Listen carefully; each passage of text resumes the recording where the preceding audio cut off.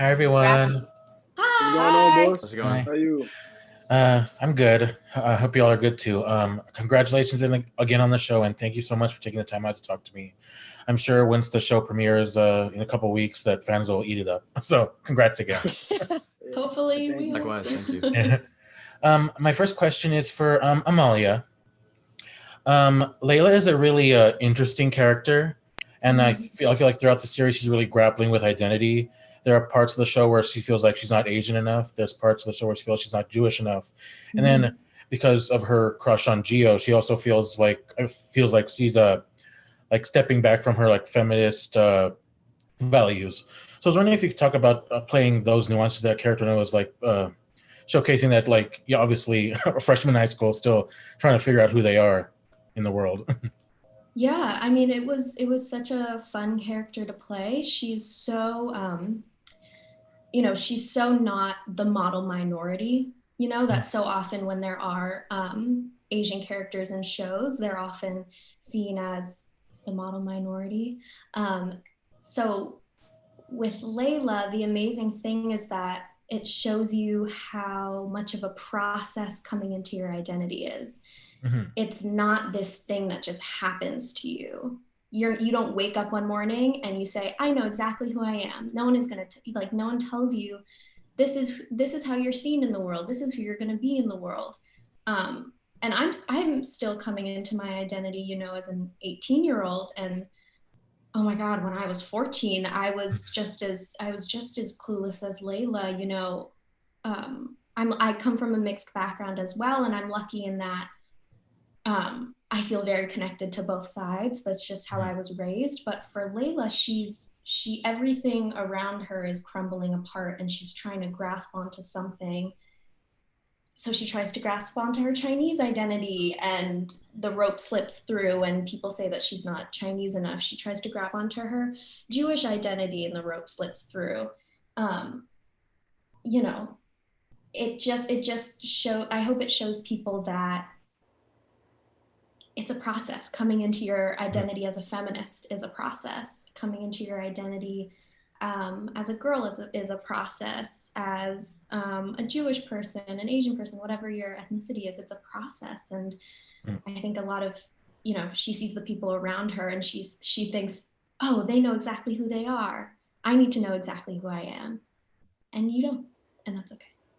Yeah, I'm a 28-year-old queer Filipino, and I'm still trying to figure it out. So it's a never-ending process.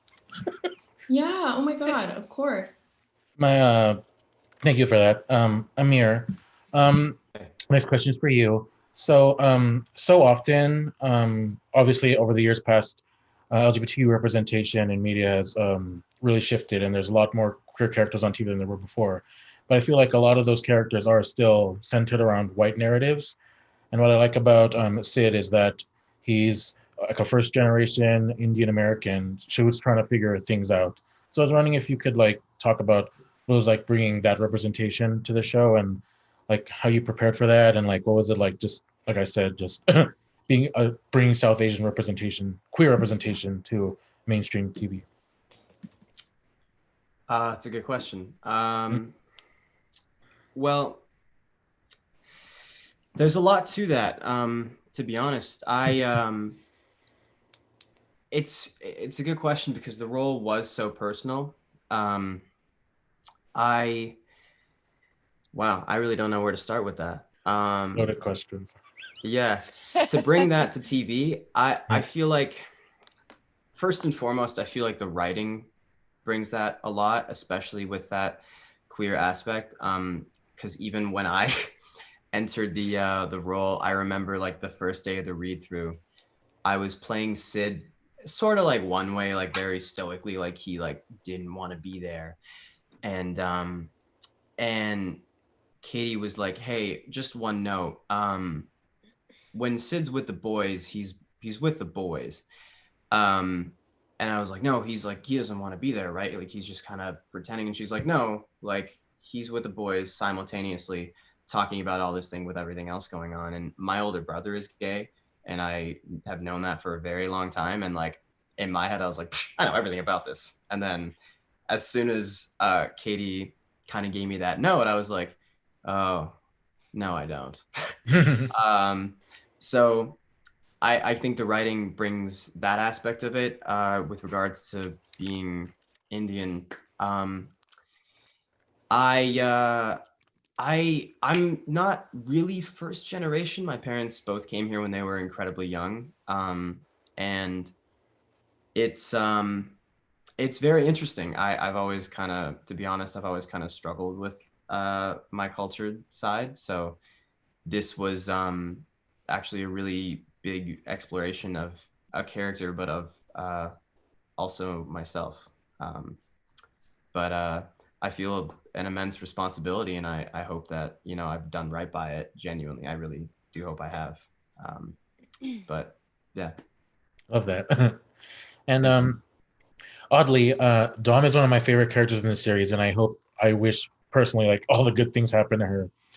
A lot of teen shows in the past like often present like this like sanitized view of what it means to be a teenager, but I feel like with Grand Army, it gets real and it gets rooty, and even though it's hard, sometimes it handles hard topics. So I was wondering if you could talk about getting to play Dom, who comes from like like a different background than a lot of her peers, and like what was that like bringing that to the show?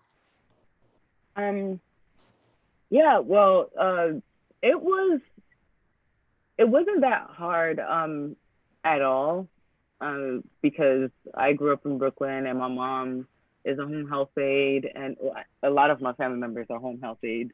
And like just knowing that you're working so many hours and working so hard physically, but you're really not making much. I knew what that felt like because I've seen my mom do it for so long. Mhm. And also like being in a very small apartment with a big family, like I know what that's like. And, just having clutter all over the place and not having enough space in your apartment to put everything in there. Like I knew what that was like. So with Katie, she spoke a lot to me about, like, let me know if there's anything we should change on set. If I want you to feel like you're at home also. So like a lot of that, Katie gave me the space to be like, this is a little too fancy, or like, a little like too, So I got a lot of say when it came to set, like, Dom's home life, and it wasn't too hard to bring that into Dom because I there's many things about Dom that resonated with me. So yeah, I could feel but like the I authenticity also was there. yeah, it was there, but I also had to remember, oh, Dom's not me.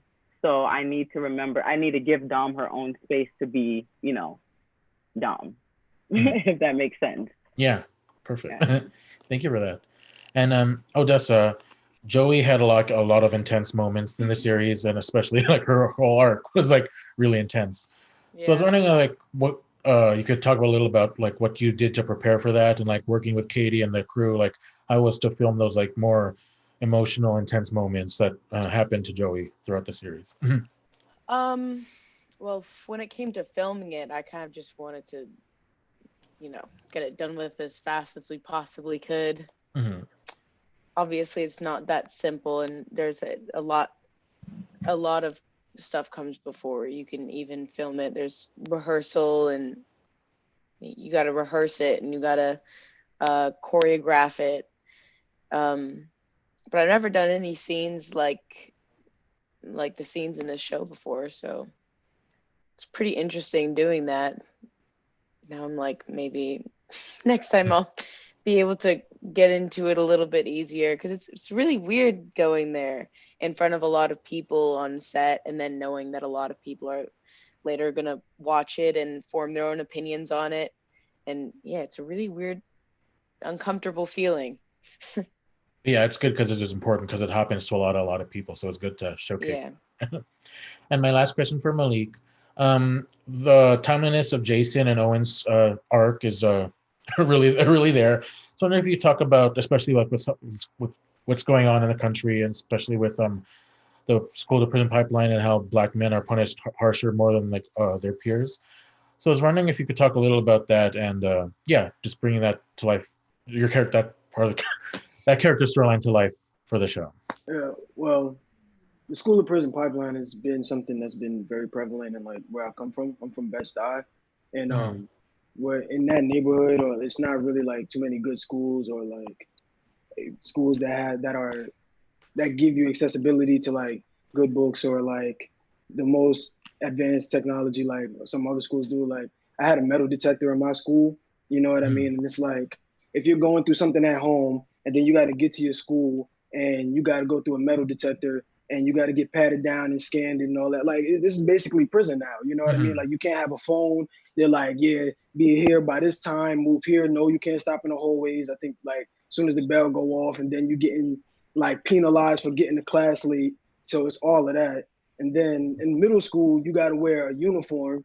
So and the school doesn't even provide the uniform. You have to buy the uniform, and then you have to wear it every day. So if you're already someone who's less fortunate, you know what I mean, you don't have the money to spend like that, you can probably only buy like 2 pair of pants, if that, two shirts. Some people can only buy one, and then you have to wear it every day. And if you don't wear it, you get penalized for that, which is like which could lead, and then multiple detentions for not wearing a uniform equals suspension. You get suspended too many times, guess what? You can't get into a good college.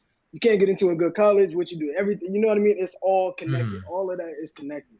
And it's very real, and people don't believe it. So when you suspend a kid for X amount of time for something very minor, and I think or even if the child wasn't thinking, it's all about the intention, right? At least for me.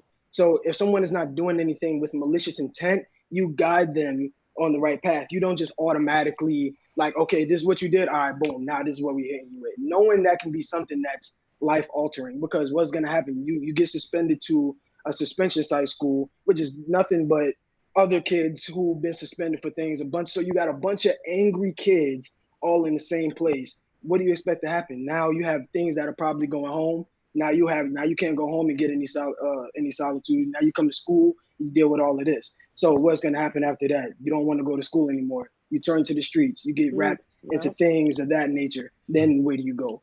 Prison. And that's the school to prison pipeline. And people don't believe that it's real, but it literally happens every single day.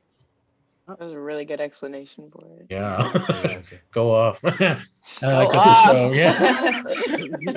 Because that, like, Mic I'm drop. glad you asked that. I've been holding that one in. I'm not gonna lie. Because, I love it. Well, like the show did a really good, like, was a good example of the struggles that people face in that. So, yeah. Absolutely. I'm getting the rap signal, but thank you guys so much again. Oh, thank you. Thank you for coming. Bye, Raffy. Bye. Bye. Take care.